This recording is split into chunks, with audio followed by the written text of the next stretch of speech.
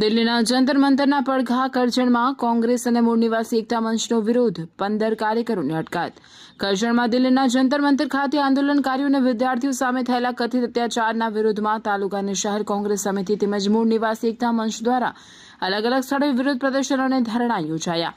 તાલુકા અને શહેર કોંગ્રેસ દ્વારા ગાંધી ચોક ખાતે વિદ્યાર્થીઓના સમર્થનમાં ધરણા યોજવામાં આવ્યા હતા। કોંગ્રેસના કાર્યકરો હાથમાં વિવિધ બેનરો સાથે ભારે સૂત્રોચ્ચાર કરી વિરોધ નોંધાવ્યો અને દિલ્હીમાં થયેલી કાર્યવાહીની નિંદા કરી।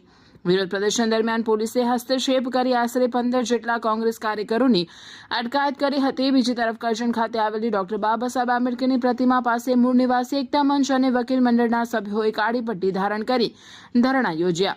કાર્યકરોએ દિલ્હીમાં વિદ્યાર્થીઓ પર થયેલા કથિત અત્યાચારનો વિરોધ નોંધાવી કેન્દ્રના શિક્ષણ મંત્રી ધર્મેન્દ્ર પ્રધાનના રાજીનામાની માંગ કરી। આ વિરોધ કાર્યક્રમ દરમિયાન બંને સંગઠનોએ લોકશાહી હકોના રક્ષણ અને વિદ્યાર્થીઓને ન્યાય મળે તેવી માંગ સાથે પોતાની રજૂઆત કરી। રિપોર્ટર અનસ પટાલા, કરજણ। આજ રોજ કરજણ ખાતે તાલુકા કોંગ્રેસ તેમજ શહેર કોંગ્રેસ દ્વારા જે પેપર લીક થયું છે, નીટનું પેપર, એમાં 10 વર્ષની અંદર ભાજપના કાળા શાસનની અંદર 152 પેપર, ગઈકાલના સમાચાર પ્રમાણે 152 પેપર લીક થયા છે। હજુ સુધી એની કોઈને સજા આપવામાં આવી નથી। એ માટે આજ દિન સુધી હજુ સુધી કોઈને સજા મળી નથી અને તેમજ એના માટે પ્રોટેક્શન કરી રહેલા જંતર મંતર પર જે સ્ટુડન્ટો છે એની ઉપર લાઠીચાર્જ કરવામાં આવ્યો છે અને એ દમનગીરી કરવામાં આવી છે। લોકશાહીના શાસનની અંદર લાઠીચાર્જ કરી અને આ સરકાર દબાવવા માંગે છે। મોદી શાસનની અંદર છેલ્લા 10 વર્ષની અંદર આટલા પેપર લીક થયા છતાં પણ એક પણ રાજીનામું મંત્રી દ્વારા આપવામાં નથી આવ્યું અને માંગણી શું છે કે ધર્મેન્દ્ર પ્રધાનની રાજીનામાની, તો એ ધર્મેન્દ્ર પ્રધાનનું રાજીનામું કેમ ના આપે? જ્યારે આજે આટલા પેપર લીક થયા છે, આટલા વિદ્યાર્થીઓના જીવ ગયા છે, છતાં પણ પેપર લીક ના મુદ્દે જ્યારે અવાજ ઉઠાવે છે તો એમને મારવામાં આવે છે, એમને દબાવવામાં આવે છે। તો આ દેશ કેવી રીતના સહન કરી લે? 140 કરોડ દેશની જનતા છે એ જોઈ રહી છે અત્યારે કે આ જે તાનાશાહી શાસન છે એના માટે આ ચાલી રહ્યું છે। બીજું કે જ્યારે આ પેપર લીકને મુદ્દો લઈને જ્યારે દરેક તાલુકા લેવલ પર જ્યારે આવા પ્રોગ્રામો થાય છે ત્યારે ધ્યાન ભટકાવવા માટે વોટ્સઅપ યુનિવર્સિટીના જે અમુક આગેવાનો છે એ એવું કહે છે કે ફંડિંગ બહારથી આવે છે, તો તપાસ કરીને ગોળી માર દો ફંડિંગ આવતી હોય તો। ધ્યાન ભટકાવવાનું અને મુદ્દો ભટકાવવાની વાત કરતા જે પેપર લીક થયું છે અને વિદ્યાર્થીઓની જાન ગઈ છે એ માટે તો સહયોગ આપવો જરૂરી છે।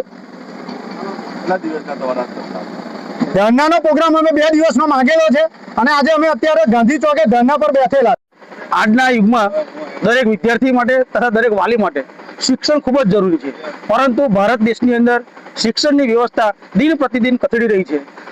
ઘણી શાળાઓમાં શિક્ષક નથી, કેટલા બાળકો શાળાની પર છત નથી અને છેલ્લા ઘણા સમયથી જંતર મંતર ખાતે અનેક વિદ્યાર્થી દેશના શિક્ષણ બચાવવા માટે, બાળકોનું ભવિષ્ય બચાવવા માટે આંદોલન કરી રહ્યા છે।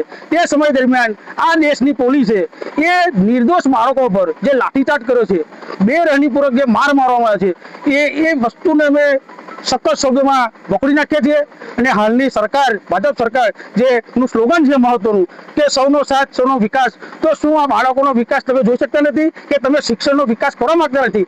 એ સ્પષ્ટપણે આ છેલ્લા 20-25 દિવસ ચાલી રહ્યું છે આંદોલન છે એમાં સાબિત થાય છે।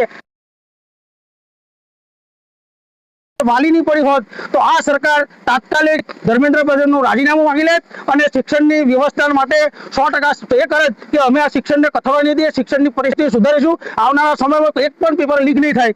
પરંતુ આ સરકાર પોતાની સત્તાની લાલચુ છે, ખુરશીની લાલચુ છે, એના માટે વિદ્યાર્થીના હિતમાં કે વાલીના હિતમાં એક પણ શબ્દ બોલવા તૈયાર નથી। કાલે નરેન્દ્ર મોદીનું એક ઇન્ટરવ્યુ આવ્યું એમાં પણ એ જ વાત કરે છે કે કોઈ પણ ચિરુભાઈને છોડવામાં નહીં આવે। એવી જ રીતે ગુજરાતના હર્ષ સંઘવી હોય કે ભૂપેન્દ્ર પટેલ હોય, જ્યારે કોઈ ઘટના ઘટે છે ત્યારે માત્ર એક જ એમની વાત આવે છે કે કોઈ પણ ચબરબંધીને છોડવામાં નહીં આવે, પરંતુ ચબરબંધીને પકડો તો ખરા પહેલા, પછી છોડવાની વાત કરો।